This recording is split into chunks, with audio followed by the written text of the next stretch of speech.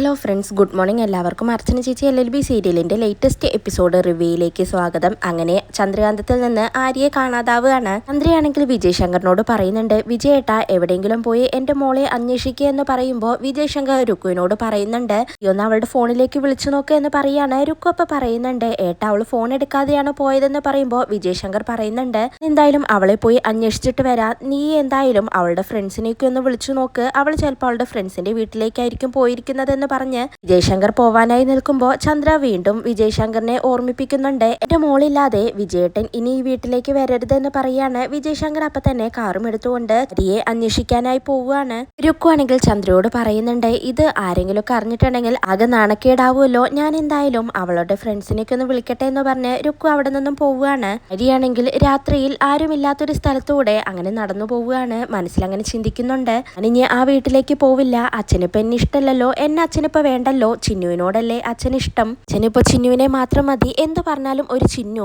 ഞാൻ അവളുടെ മുന്നിൽ നാണം കെട്ടു, എന്നെ അച്ഛൻ നാണം കെടുത്തി, എല്ലാവരും വിഷമിക്കട്ടെ, എല്ലാവരും വിഷമിക്കണം, എനിക്ക് അതാണ് വേണ്ടതെന്നൊക്കെ ആര്യ അങ്ങനെ സങ്കടപ്പെട്ടുകൊണ്ട് മനസ്സിൽ ചിന്തിച്ച് അങ്ങനെ പോവുകയാണ്. അപ്പോഴാണ് അവിടെ അടുത്ത് ഒരു സ്ഥലത്ത് ബംഗാളികൾ മദ്യപിച്ചുകൊണ്ടിരിക്കുന്നത്. അവര് ആര്യയെ കാണുന്നതും മദ്യപാനം നിർത്തി ആര്യയുടെ അടുത്തേക്ക് വരികയാണ്. പിന്നീട് ആര്യയെ അങ്ങനെ ലോക്ക് ചെയ്യുകയാണ്. ആര്യയാണെങ്കിൽ ഈ ബംഗാളികളെ കണ്ട് ആകെ പേടിക്കുന്നുണ്ട്. അങ്ങനെ പേടിച്ചുകൊണ്ട് പറയുന്നുണ്ട്, നിങ്ങൾ ആരാണ്, നിങ്ങൾക്ക് എന്താണ് വേണ്ടത്, എനിക്ക് പോവണം, അല്ലെങ്കിൽ ഞാൻ പോലീസിനെ വിളിക്കുമെന്ന് പറയുമ്പോൾ അതിലൊരു ബംഗാളി അവിടെ നിന്നും ഒരു കല്ലെടുത്ത് ആര്യയെ പേടിപ്പിക്കുകയാണ്. ആര്യയാണെങ്കിൽ പേടിച്ച് അങ്ങനെ നിൽക്കുകയാണ്. അപ്പോഴാണ് അതുവഴി JK മദ്യപിച്ചുകൊണ്ട് ഒരു ഓട്ടോറിക്ഷയിൽ വരുന്നത്. JK ആണെങ്കിൽ ഓട്ടോ നിർത്താനായി പറയുന്നുണ്ട്. ഓട്ടോ നിർത്തിയതിനു ശേഷം ഡ്രൈവർ ചോദിക്കുന്നുണ്ട്, എന്താണ് സാറേ കാര്യമെന്ന്. JK അപ്പൊ പറയുന്നുണ്ട്, താൻ എന്നെ എങ്ങോട്ടാണോ കൊണ്ടുപോകുന്നത്, ഞാൻ കള്ളു കുടിച്ചിട്ടുണ്ടെന്ന് കരുതി എന്നെ പറ്റിക്കാൻ നോക്കണ്ട, താൻ കുറെ നേരമായല്ലോ വണ്ടി ഓടിക്കാൻ തുടങ്ങിയിട്ട്, എന്നിട്ടും എവിടെയും എത്തിയില്ലേ എന്ന് ചോദിക്കുമ്പോൾ ആ ഓട്ടോക്കാരൻ പറയുന്നുണ്ട്, സാറ് പറഞ്ഞ സ്ഥലത്തേക്ക് തന്നെയാണ്, ആ ഹോട്ടലിലേക്ക് തന്നെയാണ് ഞാൻ സാറിനെ കൊണ്ടുപോകുന്നതെന്ന് പറയുമ്പോൾ JKക്ക് അത് വിശ്വാസമാവുന്നില്ല. JK പറയുന്നുണ്ട്, ഞാൻ ഓട്ടോ ഓടിച്ചോളാമെന്ന്. അങ്ങനെ JK ഓട്ടോ ഓടിക്കാനായി പോകുമ്പോഴാണ് അവിടെ ആര്യയെ കാണുന്നത്. വേഗം തന്നെ JK ആര്യയുടെ അടുത്തേക്ക് പോവുകയാണ്. ആര്യയാണെങ്കിൽ പേടിച്ച് വരച്ച് നിൽക്കുന്നത് കണ്ട് JK ആണെങ്കിൽ ആ രണ്ട് ബംഗാളികളെയും കല്ലെടുത്ത് ഓടിക്കുന്നുണ്ട്. അവരപ്പൊ തന്നെ പേടിച്ചുകൊണ്ട് രക്ഷപ്പെടുകയാണ്. പിന്നീട് JK ആര്യയോട് ചോദിക്കുന്നുണ്ട്, കുട്ടി ഏതാണ്, ഈ രാത്രിയിൽ തനിച്ചെങ്ങോട്ടേക്കാണ് പോകുന്നത് എന്നങ്ങനെ JK ചോദിക്കുമ്പോൾ ആര്യ പെട്ടെന്ന് കരയാണ്. JK അപ്പൊ പറയുന്നുണ്ട്, ഇതെന്ത് കഷ്ടമാണ്, എന്തിനാണ് കരയുന്നത്, കരയാതെ കാര്യം പറ, രാത്രി തനിച്ചിറങ്ങി നടക്കുന്നത് സുരക്ഷിതമല്ലെന്ന് അറിഞ്ഞൂടെ, എന്ത് ധൈര്യത്തിലാണ് കുട്ടി ഈ രാത്രിയിൽ ഒറ്റയ്ക്ക് ഇറങ്ങി നടക്കുന്നത്, അതുകൊണ്ടല്ലേ അവന്മാരുടെ കയ്യിൽ പെട്ടത്, കുട്ടിയൊന്ന് കരയാതിരിക്കെ, ശരി ഞാൻ കുട്ടിയെ വീട്ടിൽ കൊണ്ടുവന്നാക്കാം, വായോ ആ ഓട്ടോയിൽ കയറി എന്ന് പറയുമ്പോൾ ആര്യ പറയുന്നുണ്ട്, എനിക്ക് എന്റെ വീട്ടിലേക്ക് പോവണ്ട, ഞാൻ വീട് വിട്ട് ഇറങ്ങിയതാണ്, എനിക്ക് എങ്ങോട്ടെങ്കിലും പോയാൽ മതി എന്നൊക്കെ ആര്യ അങ്ങനെ കരഞ്ഞുകൊണ്ടിരിക്കുമ്പോൾ ആ ഓട്ടോക്കാരൻ പറയുന്നുണ്ട്, സാറേ ഇത് കുഴപ്പം പിടിച്ച കേസാണ്, ഇതിനെയും കൊണ്ട് നടന്നാൽ നമ്മൾ അകത്താവുമെന്ന് ആ ഓട്ടോക്കാരൻ പറയുമ്പോൾ ആര്യ പറയുന്നുണ്ട്, നിങ്ങൾ എന്നെ കൊണ്ടു നടക്കണ്ട, ഞാൻ എങ്ങോട്ടെങ്കിലും പോയിക്കോളാം, എന്നാലും ഞാൻ എന്റെ വീട്ടിലേക്ക് പോവില്ല എന്ന് ആര്യ പറയുമ്പോൾ JKക്ക് മനസ്സിലാവുന്നുണ്ട്, ഓ അപ്പൊ നീ വീട് വിട്ട് ഇറങ്ങിയത് വഴക്കുണ്ടാക്കിയിട്ടാണല്ലേ, എന്നെ പോലുള്ള പെൺകുട്ടികൾക്ക് ഈ നഗരം അത്ര സുരക്ഷിതമല്ല, അവസ്ഥയിൽ എന്തായാലും നിന്നെ എനിക്ക് ഉപേക്ഷിച്ചിട്ട് പോവാനാവില്ല, അതുകൊണ്ട് നീ വീട് എവിടെയാണെന്ന് പറ, നീ ആരുടെ മോളാണെന്ന് പറ എന്നൊക്കെ JK അങ്ങനെ ചോദിക്കുമ്പോൾ ആര്യയാണെങ്കിൽ നിന്ന് പരുങ്ങുന്നുണ്ട്. ഈ സ്കൂളിൽ പഠിക്കുന്ന കുട്ടിയാണോ, എത്രയിലാണ് പഠിക്കുന്നത് എന്നൊക്കെ ചോദിക്കുമ്പോൾ ആര്യ പറയുന്നുണ്ട്, അതെ ഞാൻ +2 പഠിക്കുന്ന കുട്ടിയാണെന്ന് പറയാണ്. JK ഇപ്പൊ പറയുന്നുണ്ട്, അപ്പൊ 17 വയസ്സ്, നിനക്ക് നല്ല തന്റേടമാണല്ലോ ഈ പ്രായത്തിൽ, ഏതെങ്കിലും കാമുകന്മാര് വലയെറിഞ്ഞ് നിന്നെ പുറത്ത് കടത്തിയതാണോ, എന്നിട്ടെന്താ അവൻ വന്നില്ലേ, ചതിച്ചു കളഞ്ഞോ, ആണോ നിന്റെ പ്രശ്നം, കരയാതെ കാര്യം പറ കുട്ടി എന്നൊക്കെ JK അങ്ങനെ പറയാണ്. ഇപ്പൊ പറയുന്നുണ്ട്, അതൊന്നല്ല, എന്റെ അച്ഛൻ എന്നെ തല്ലി, അച്ഛൻ എന്നോട് ഭയങ്കര സ്നേഹമായിരുന്നു, ഇപ്പൊ എന്നോ ഇഷ്ടമല്ല, അച്ഛന് ഞാൻ കൂടാതെ മറ്റൊരു മോളുണ്ട്,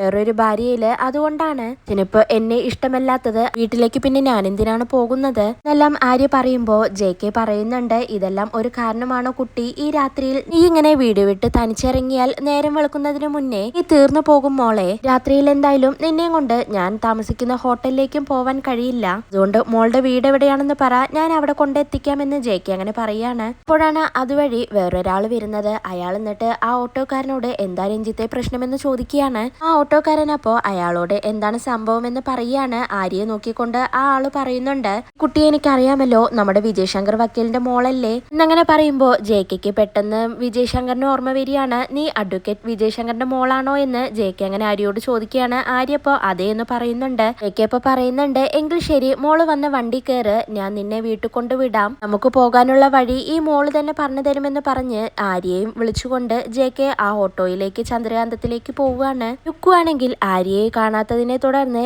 ഫോണിലെല്ലാം വിളിച്ച് അന്വേഷിക്കുന്നുണ്ട്. അവളെ എങ്ങോട്ടേക്ക് പോയതെന്ന് അറിയില്ല. 2-3 മണിക്കൂറായി അവളെ കാണാതായിട്ട്. ജേട്ടൻ അവളെ അന്വേഷിച്ചിട്ട് പോയിട്ടുണ്ട് എന്നൊക്കെ രുക്കു അങ്ങനെ ഫോണിലൂടെ പറഞ്ഞുകൊണ്ടിരിക്കുകയാണ്. അപ്പോഴാണ് അങ്ങോട്ടേക്ക് JK ആര്യയും വിളിച്ചുകൊണ്ട് വരുന്നത്. ആര്യയെ കാണുന്നതും രുക്കുവിന് ആകെ ആശ്വാസമാവുന്നുണ്ട്. പിന്നീട് രുക്കു ആര്യയോട് ദേഷ്യപ്പെടുകയാണ്. എടി നിക്കടി അവിടെ, നീ എന്ത് പണിയാണ് ചെയ്തത്? ആരോടും പറയാതെ നീ ഈ രാത്രിയിൽ എങ്ങോട്ടാണ് പോയത്? അവരെയും നീ വിഷമിപ്പിച്ചു കളഞ്ഞല്ലോ, ഇതൊന്നും അത്ര ശരിയല്ലാട്ടോ എന്നങ്ങനെ ആര്യയോട് രുക്കു ദേഷ്യപ്പെടുകയാണ്. ഇതെല്ലാം കേട്ടുകൊണ്ട് JK പറയുന്നുണ്ട്, നിങ്ങൾ ഈ കുട്ടിയോട് ഇങ്ങനെ ദേഷ്യപ്പെടല്ലേ. കുട്ടി ഇങ്ങനെ വീട്ടിലേക്ക് കയറി വന്നപ്പോ തന്നെ നിങ്ങൾ ആ കുട്ടിയോട് ദേഷ്യപ്പെടുകയാണോ വേണ്ടത്? ഇങ്ങിപ്പോയ കുട്ടിയെ നിങ്ങൾ ഇങ്ങനെയാണോ സ്വീകരിക്കേണ്ടത് എന്നൊക്കെ JK അങ്ങനെ ചോദിക്കുമ്പോൾ രുക്കു ആര്യയോട് ചോദിക്കുന്നുണ്ട്, ഇയാൾ ആരാടി എന്നങ്ങനെ ചോദിക്കുമ്പോൾ ആര്യയാണെങ്കിൽ ഒന്നും മിണ്ടാതെ അങ്ങനെ നിൽക്കുകയാണ്. പിന്നീട് JK പറയുന്നുണ്ട്, ഞാൻ ആരാണെന്ന് ഈ കുട്ടിക്ക് അറിയില്ലല്ലോ, ഞാൻ ആരാണെന്ന് എന്നോട് വേണം ചോദിക്കാൻ എന്നൊക്കെ പറയുമ്പോൾ JK മദ്യപിച്ചിട്ടുണ്ടെന്ന് രുക്കുവിന് മനസ്സിലാവുകയാണ്. രുക്കു എന്നിട്ട് JKയോട് തിരിച്ചു ചോദിക്കുന്നുണ്ട്, ഇവളെ ഈ വീട് വിട്ടു പോവാൻ കാരണം നിങ്ങളാണോ? സത്യം പറ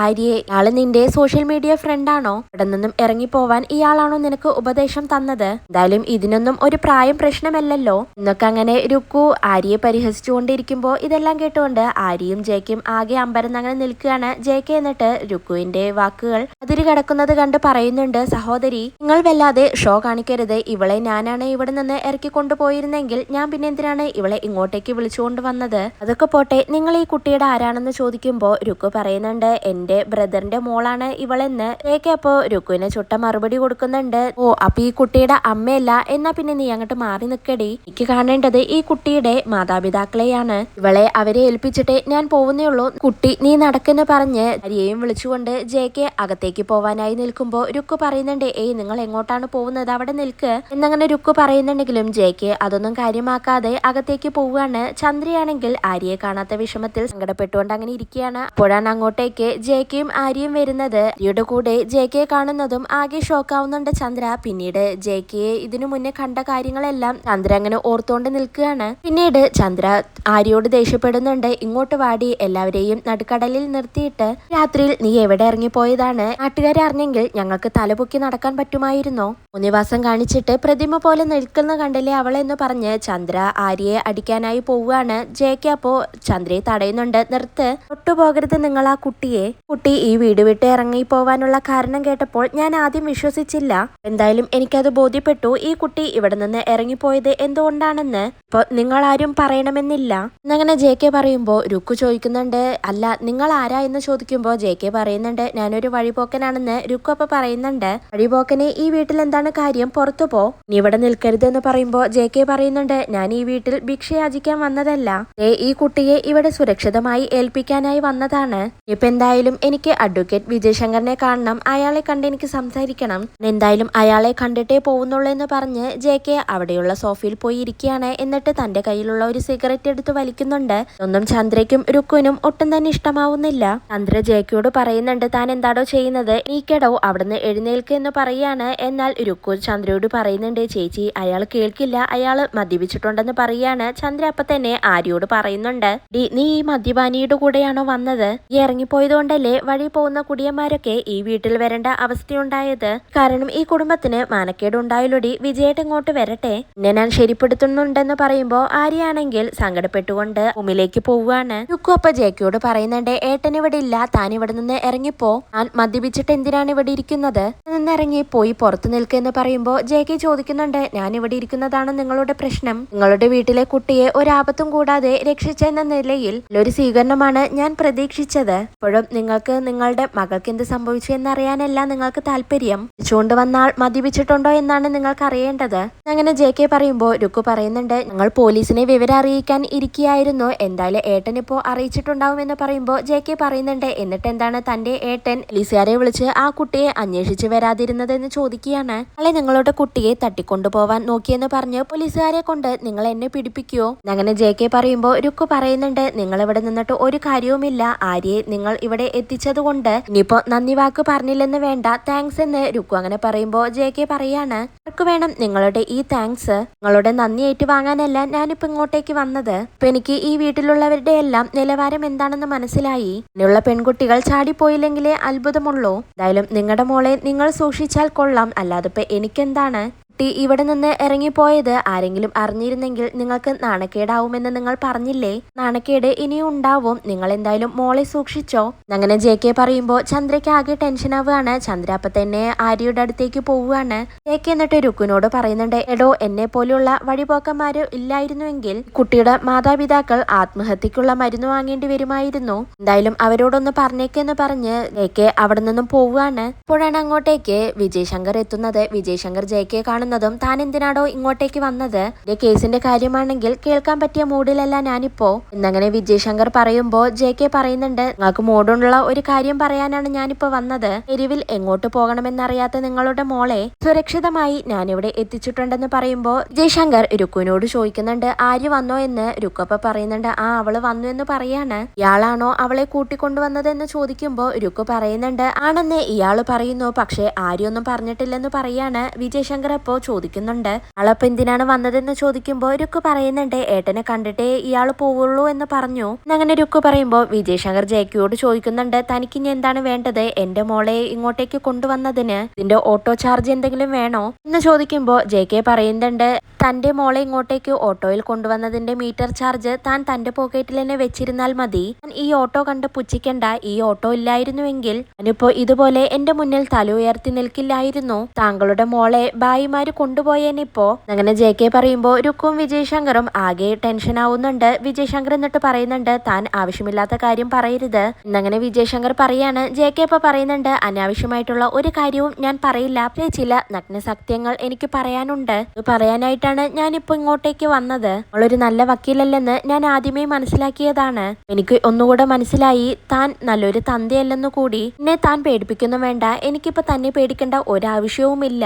ശരിക്കും താനാണ് പേടിക്കേണ്ടത്. എനിക്ക് ഒന്നല്ല രണ്ടല്ലേ പെൺമക്കള്. അന്ന് എന്റെ ഹോട്ടൽ റൂമിൽ നിന്ന് താനും തന്റെ ഭാര്യയും പിടിച്ചുകൊണ്ടുപോയ പെൺകുട്ടി തന്റെ മോളല്ലേ? അവളുടെ അമ്മ വരുന്നതിന് മുന്നേ താൻ അവളെ വിളിച്ചുകൊണ്ട് പോയി. അല്ല, എനിക്കിപ്പോ ഒരു സംശയമുണ്ട്. തനിക്ക് വഴിനീളെ ഭാര്യയും മക്കളും ഉണ്ടോ എന്ന് ചോദിക്കുകയാണ്. ജയശങ്കർ അപ്പൊ JKയോട് ദേഷ്യപ്പെടുന്നുണ്ട്, താൻ ഇവിടെ നിന്ന് മര്യാദയ്ക്ക് ഇറങ്ങിപ്പോടോ എന്ന് പറയുമ്പോ JK പറയുന്നുണ്ട്, എന്റെ മോളെ സുരക്ഷിതമായി ഇവിടെ എത്തിച്ചതിന് എന്നോട് ഇത് തന്നെ പറയണം. എന്തായാലും ഞാൻ പോയേക്കാം. പക്ഷെ അതിനു മുന്നേ ഞാൻ നിങ്ങൾക്ക് ഒരു നല്ല ഉപദേശം തന്നേക്കാം. കൃഷിഭൂമിയിൽ വിത്ത് വിതയ്ക്കാൻ പ്രയാസമൊന്നുമില്ല. പക്ഷെ അതിനെ നന്നായി വളർത്തി കായ്ഫലങ്ങൾ കാണണമെങ്കിൽ കുറച്ച് കഷ്ടപ്പെടേണ്ടി വരും. വെറുതെ കക്ഷികളിൽ നിന്ന് കാശു പിഴിഞ്ഞ് വെച്ചിട്ട് ഒരു കാര്യവുമില്ല. വക്കീൽ സാറേ, അവങ്ങളുടെ ശാപം കിട്ടിയ ശമ്പളം കൊണ്ട് ഒരു കാര്യവുമില്ല.